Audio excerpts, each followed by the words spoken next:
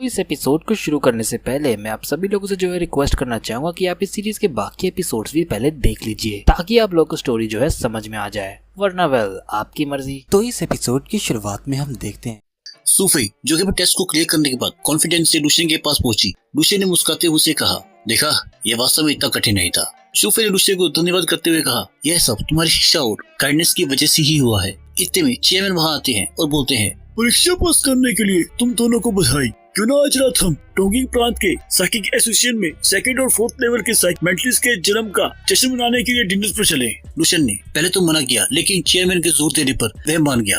Chairman कहते हैं, हमारे एसोसिएशन के पास एक फेमस वेलकम होटल है, वहाँ आप जाकर थोड़ी देर आराम कर सकते हैं और हम शाम आपको लेने के लिए आएंगे।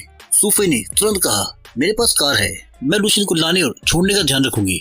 फिर सीन चेंज होता है। हम देखते हैं कुछ समय बाद सूफी अपनी कार में लुशियन को ले जा रही थी। उसने लुशियन को देखते हुए सोचा, युवा और आकर्षक, इतनी गहरी प्रतिभा कि साइकिक एसोसिएशन के चेयरमैन भी उसका सम्मान करते हैं। कौन सोच सकता था कि वह इतना अद्भुत व्यक्ति होगा।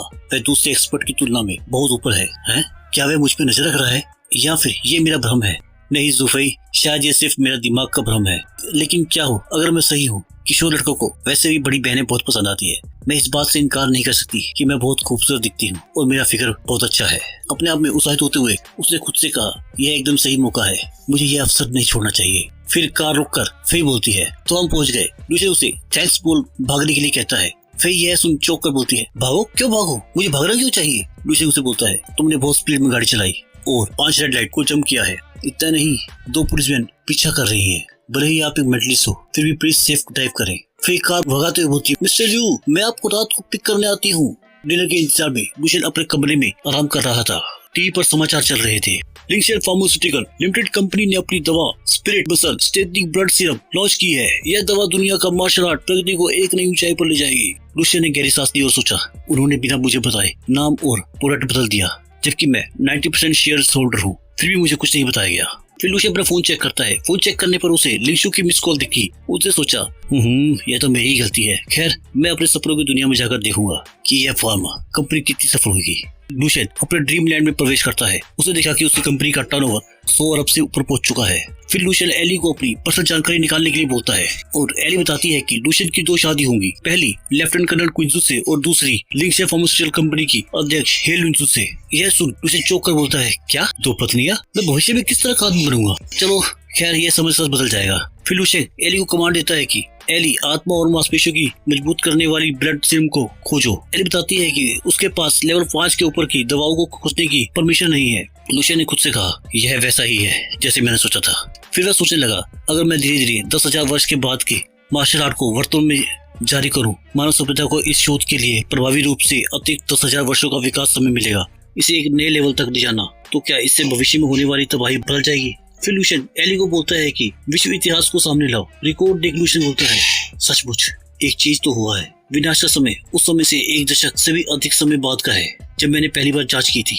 इसका मतलब है आत्मा और मांसपेशियों को मजबूत करने वाला ब्लड सीरम के 10,000 वर्षों के विकास के साथ इसमें संपूर्ण मानव सभ्यता को जीवित रहने के लिए 1 दशक का अधिक समय प्रदान किया है। क्या होगा अगर ये तीनों बेस्ट लेवल 11 मार्शल आर्ट टेक्निकों को जनता में सामने जारी करूं?